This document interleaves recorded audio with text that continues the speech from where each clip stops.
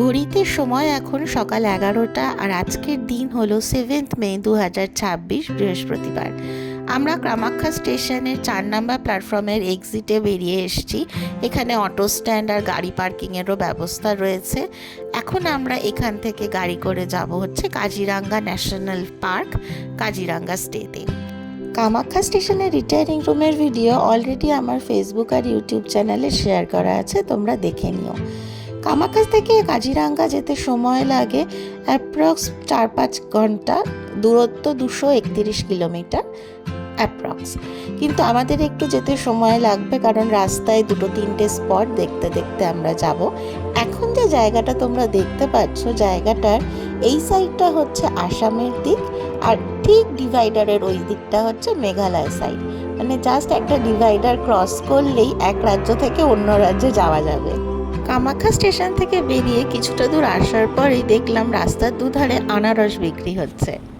এমনই একটা দোকানে গাড়ি দাঁড় করিয়ে কিনে নিলাম একটা আনারস, যার দাম নিল 120 টাকা। কাটার টেকনিকটা কিন্তু অসাধারণ ছিল। এখানে আরো অনেক কিছু বিক্রি হচ্ছিল। নগাথে না,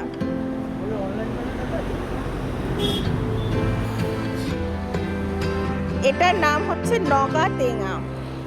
20 টাকা নিল, আমরা কিনে খেয়ে দেখি। আর এই যে হচ্ছে বিখ্যাত দুধ জড়কিয়া লঙ্কা, এটা কিনবো, বাড়ি নিয়ে গিয়ে খাবো। তো আপাতত আনারস কেনা হয়েছে, গাড়ি দাঁড়িয়ে আছে, আমরা আনারস নিয়ে খেতে খেতে চলবো। দুই ধারের অপরূপ দৃশ্য দেখতে দেখতে পৌঁছে গেলাম আমাদের প্রথম স্টপ জুবিন ক্ষেত্রতে। গুয়াহাটির আউটস্কার্টসে কামারকুচি সোনারপুরের কাছে গড়ে উঠেছে 16 বিঘার ওপরে আমাদের সকলের খুব প্রিয় বিখ্যাত জুবিনদার এই মেমোরিয়ালটি। তার ব্যবহার করা বিভিন্ন জিনিস, তার পছন্দের বিভিন্ন জিনিস এখানে রাখা হয়েছে। জুবিন গার্গের যারা ফ্যান রয়েছেন তাদের কাছে কিন্তু এটা একটা পিলগ্রিমেজের মতোই। জুবিন গার্গ এমন একজন মানুষ, এমন একজন গায়ক, যিনি তার কাজ আর গানের মাধ্যমে সারা জীবন আমাদের কাছে স্মরণীয় হয়ে থাকবেন। ঠিক এই জায়গাটাতেই প্রথম জুবিন গার্গের দেহ এনে রাখা হয়েছিল, আর এখানেই দাহ করা হয়েছিল বিখ্যাত গায়ককে।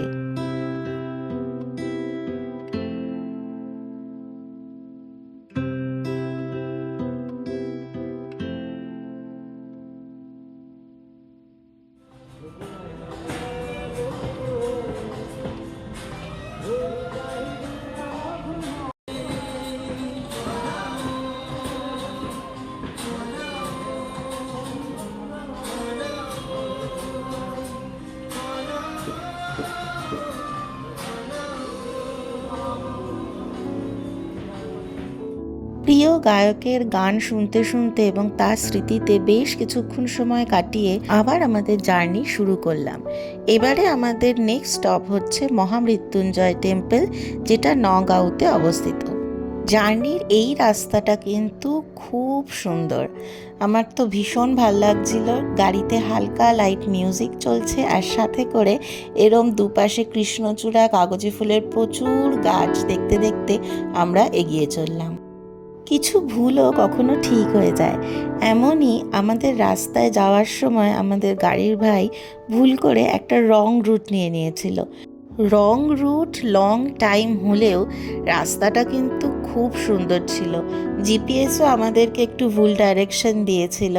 তো যাই হোক, এই রাস্তার মধ্যে দিয়ে যেতে যেতে দুদিকে চা বাগান দেখতে দেখতে সময়টা আমাদের বেশ ভালো কেটেছে।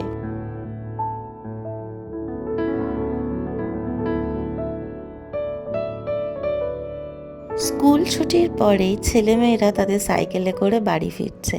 নিজের ছোটবেলার কথা মনে পড়ে গেল।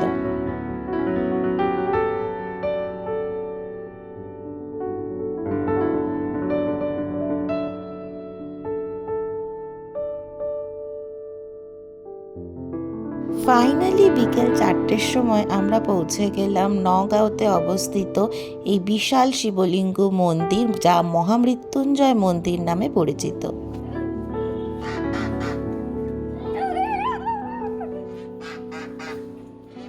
শিবলিঙ্গের আদলে গড়ে ওঠা এই মৃত্যুঞ্জয় মন্দিরটি পৃথিবীর উচ্চতম শিবলিঙ্গ, যার উচ্চতা 126 ফুট।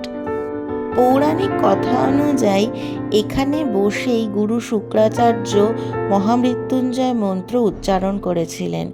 এই পবিত্র স্থানকে মন্দির রূপ দেওয়ার জন্য আচার্য ভৃগুগিরি মহারাজের উদ্যোগে 2003 সালে এখানে মন্দির নির্মাণের কাজ শুরু হয়। 2021 সালে 22শে ফেব্রুয়ারি থেকে 25শে ফেব্রুয়ারি 4 দিন মহাপ্রাণ প্রতিষ্ঠা উৎসবের মধ্যে দিয়ে এই মন্দিরটি উদ্বোধন করানো হয়।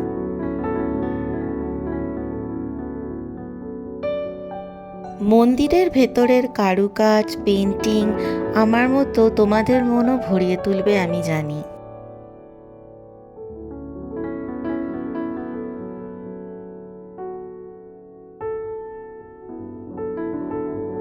ওম ত্রয়ম্বকম যজামহে সুগন্ধিম পুষ্টিবর্ধনম উর্বারুকমিব বন্দনাৎ মৃত্যুর্মোক্ষ্য মামৃতাৎ।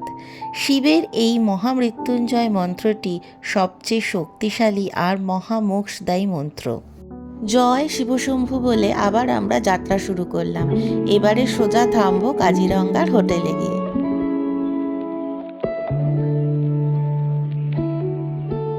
রাতের অন্ধকারে জঙ্গলের মধ্যে রাস্তা দিয়ে যেতে বেশ গা ছমছম করছে। বেশ অ্যাডভেঞ্চার আর থ্রিলিং ব্যাপার, সাথে ঝিঝি পোকার আওয়াজ। সূর্য ডুবলেই বাঙালির মন চা চা করে, তাই রাস্তার ধারে একটা চায়ের দোকানে গাড়ি দাঁড় করালো আমাদের গাড়ির ভাই। ভেজ পকোড়া, সিঙ্গাড়া, ব্রেড পকোড়া, বিভিন্ন রকমের জিনিস এখানে পাওয়া যাচ্ছিল। আমরা অর্ডার করলাম চা আর ভেজ পকোড়া। ভাইয়ের রেকমেন্ডেশনটা কিন্তু দারুণ ছিল। প্রচুর লোক এখানে আসছে, পকোড়া আর চা খাচ্ছে, তো বোঝাই গেল ভীষণ রানিং দোকান। গাড়ি স্টার্ট করে সোজা কাজিরাঙ্গা হোটেলের ভিডিওয়ে দেখা হচ্ছে।